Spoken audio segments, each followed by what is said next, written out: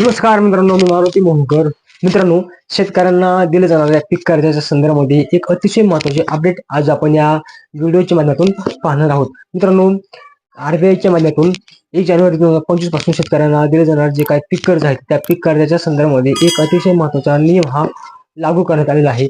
ज्यामुळे शेतकऱ्यांना जे 1,60,000 रुपयापर्यंतची जी काही कर्जाची मर्यादा होती तर ती मर्यादा 1,60,000हून 2,00,000पर्यंत करण्यात आलेली आहे. तर हा नवीन नियम नक्की काय आहे, तो केव्हापासून लागू होणार, याचे शेतकऱ्यांना फायदे काय असणार आहेत, तर या संदर्भातील सविस्तर अशी माहिती आज आपण या व्हिडिओच्या माध्यमातून समजून घेण्याचा प्रयत्न करणार आहोत. मित्रांनो, आपण जर का आपल्या चॅनलवरती नवीन असाल, चॅनलला सबस्क्राईब करून बेल आयकॉन बटन दाबायला विसरू नका, जेणेकरून आपल्याला अशाच प्रकारच्या नवनवीन व्हिडिओचे नोटिफिकेशन हे आपल्यापर्यंत येत राहील.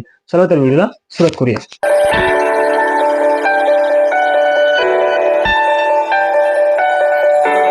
मित्रांनो, 6 डिसेंबर 2024 रोजी आरबीआयचे चीफ जनरल मॅनेजर श्रीधरन यांच्या माध्यमातून एक परिपत्रक हे काढण्यात आलेलं आहे. ज्यामध्ये सर्व कमर्शियल बँका, ग्रामीण बँका यांना उद्देशून हे पत्र काढण्यात आलेलं आहे. हे फेब्रुवारी 2019च्या जे काही मार्गदर्शक सूचना आहेत, तर या सर्व मार्गदर्शक सूचनानुसार पीक कर्ज देण्याची जी काही अंमलबजावणी आहे ती केली जाते. या मार्गदर्शक सूचनांचे पालन करून दिली जाणारी कर्जाची कमाल मर्यादा ही 1,60,000हून 2,00,000 एवढी करण्यात आलेली आहे.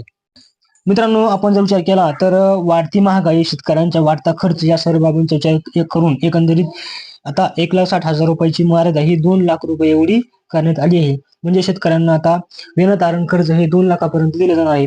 आता याच्यामध्ये जे आपण गाईडलाईन जर थोडक्यात पाहिलं तर फेब्रुवारी 2019 मध्ये आरबीआयच्या माध्यमातून प्रधानमंत्री किसान सन्मान निधी योजनेच्या अंतर्गत पात्र असलेल्या शेतकऱ्यांना, लाभार्थ्यांना किसान क्रेडिट कार्ड देण्यास मंजुरी देण्यात आलेली आहे.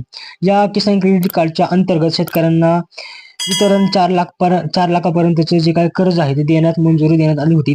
ज्यामध्ये 4% व्याजदराने हे कर्ज उपलब्ध करून देण्यास मंजुरी दिली होती. आता याच्या अंतर्गत बऱ्याच साऱ्या शेतकऱ्यांना किसान क्रेडिट कार्ड हे वाटण्यात आले होते.